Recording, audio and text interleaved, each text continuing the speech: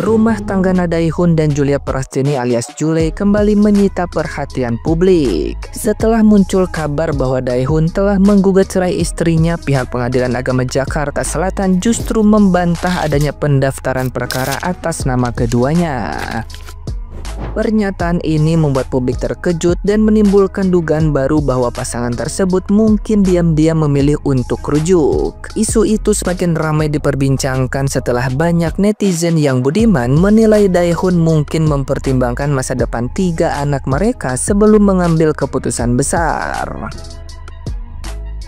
Di tengah rumor tersebut, sahabat mereka Ella Muhammad turut angkat bicara mengenai kondisi Jule yang kini tengah berusaha memperbaiki diri setelah diterpa isu perselingkuhan. Menariknya, sebelum kabar itu mencuat, Daehun pernah menyatakan bahwa dirinya sulit kembali mencintai penuh jika kepercayaan sudah dikhianati. Namun, ia tidak akan langsung memilih berpisah demi anak-anak.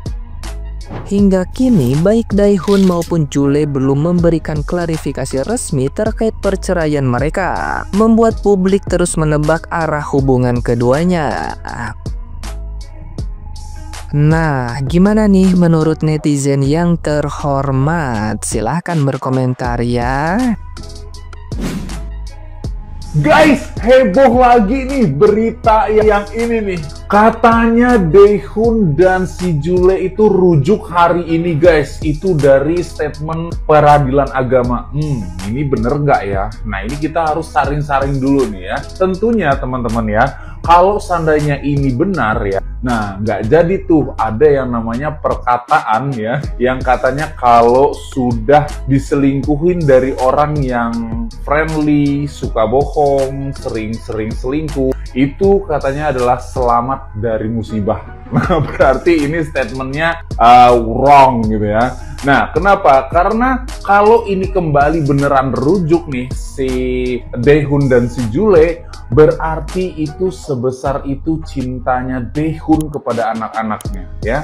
Dan rasa sakitnya itu mungkin ditahan karena faktor anak-anak. Tapi menurut kalian gimana nih guys? Kalau seandainya si Daehun dan si Jule memang rujuk, tapi memang ini masih silent informasi ya. Ini belum ada informasi A1 yang real ya. Kita masih belum tahu, tapi perlu ada klarifikasi nggak sih? Teruntuk kaum hawa sekarang, kalian nggak bisa lagi ngomong sekarang semua cowok tuh sesama aja. Cowok tuh gini, cowok tuh gitu. Kami sekarang cowok-cowok udah punya konter. Kami sekarang tinggal sebut nama Juli. Selesai permasalahan kami tuh, lihat tuh Juli. Mau usah bilang Reza diselingkuhin. Tuh lihat Jule. Dah Jule intinya. Jule dah stop. Jule bener-bener loh ya, udah dapet suami tanggung jawab, anaknya cakep-cakep ada 3, lu masih selingkuh. Astaga, nyari kontol seperti apa lagi Jule? Kurang apa lagi loh? Balik, kata gue balik. Sesangnya apa Jule sampai nyari kontol lagi? Buset nih Jule, tenangin diri lo Jule. Astaga Jule, kita nyari laki-laki tanggung jawab susah banget. Lu malah selingkuh. Balik lu Jule.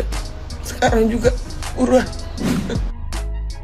Jujur ya, gue tuh gondok banget sama kasusnya si Jule ini. Masalahnya dia tuh selingkuh sama orang yang gak lebih baik dari suaminya. Masalahnya, dia selingkuh dengan alasan dia capek dihamilin terus. Menurut gue, itu alasan yang sangat-sangat gaslighting dan gak masuk akal banget. Lagian juga Jule, kan lo yang maksa-maksa buat dinikahin sama Daehun. Padahal si Daehun itu belum siap buat nikah pada saat itu.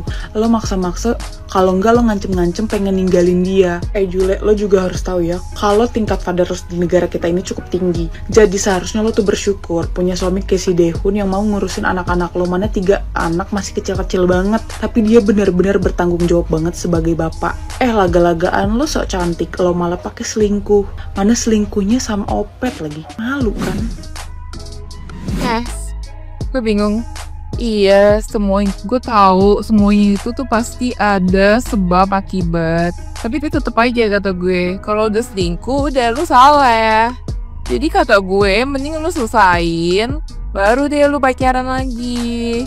Atau enggak, lu cerai dulu, kata gue. Pokoknya selingkuh tuh udah fatal. Iya, gue tahu, ngerti deh lu. Pokoknya bilang ada sebab dan akibat. Iya, gue ngerti banget. Gue bukan anak TK. Tapi kata gue, udah, lu jangan selingkuh. Selesain dulu masa lalu, lu baru tuh pacaran sama orang lain.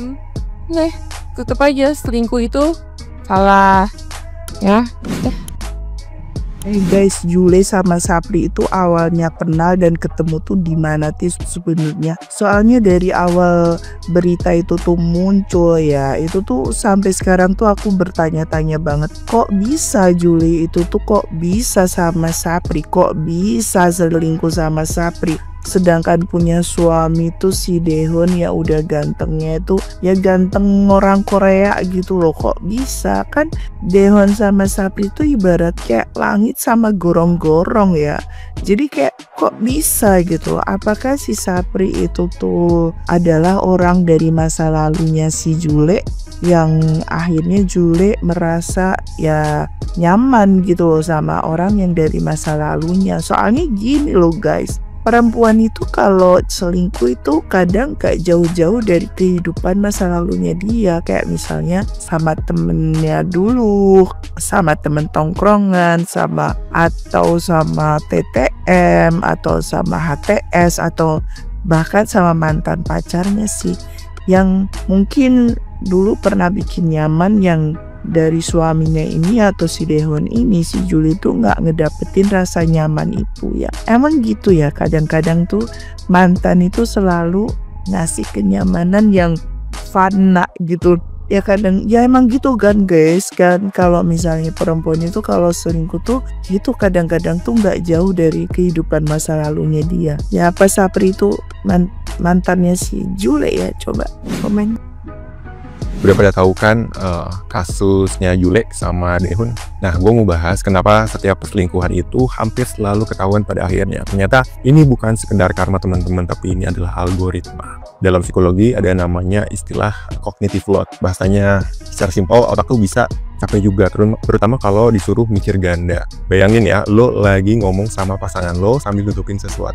Otak lo seperti harus bekerja beberapa kali lipat dari sebelumnya. Seperti ngapalin skenario mana yang udah lu pakai, terus ngerem mimik muka karena takut ketahuan, terus juga mengatur intonasi agar tampak meyakinkan, terus juga semacam berusaha menebak reaksi dari pasangan lo gitu, biar nggak ketahuan juga tentunya. Lama-kelamaan nih teman-teman, kebohongan itu jadi kayak aplikasi berat di HP kentang.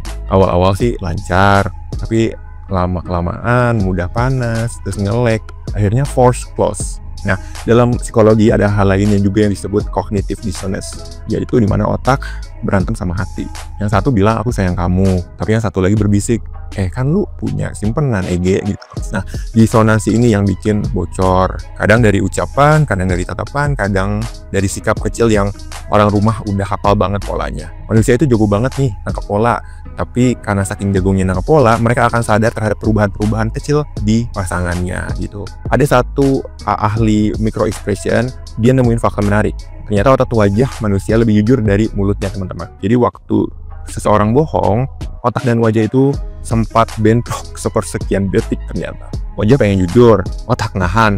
Jadi kadang bocor berupa senyum yang maksa, terus ada mata yang nggak tenang, gelisah, nada yang terlalu manis, padahal cuma dari hal-hal kecil, hal-hal sepele. Pasangan lu yang udah lama bareng lu seperti semacam ya punya database muka lo. Jadi begitu pola lu berubah sedikit aja, mereka langsung ngerasa. Makanya orang sering bilang, aku ngerasa kok dia beda ya. Itu bukan feeling mistis teman-teman, bukan tebakan, bukan asumsi, tapi sistem deteksi versi cinta. Anjay. Pernah nggak lu dengar orang salah sebut nama pas ngobrol? Itu namanya Freudian slip, kondisi di mana otak lagi kebanyakan file terus salah buka kamar atau salah buka folder. Kalau lu lagi main dua dunia, otak lu sibuk banget nyimpen mana yang boleh diomong, mana yang harus disensor. Sekali aja lengah nih, keluar deh kata-kata yang nggak sengaja dan agak nyerempet-nyerempet sama rahasia yang lu lagi sembunyian. Semakin lu berusaha untuk kelihatan normal, semakin aneh lu jadinya. Karena otak nggak bisa multitasking dalam hal bohong. Dia bakal bocor di titik paling random.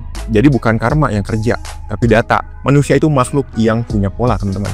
Manusia bisa aja bohong sih sama orang lain, tapi tubuhnya nggak bisa bohong. Karena tubuh itu jujur, dia bakal gemeter, nada berubah, atau matanya gelisah. Perselingkuhan akhirnya ketahuan bukan karena ada yang mantau, tapi karena otak dan hati nggak bisa kompak dalam kebohongan. Cepat atau lambat, salah satunya bakal nyerah. Yang bongkar bukan karma, tapi algoritma dari manusia yang nggak bisa pura-pura lama-lama. Wallahu a'lam bishawab.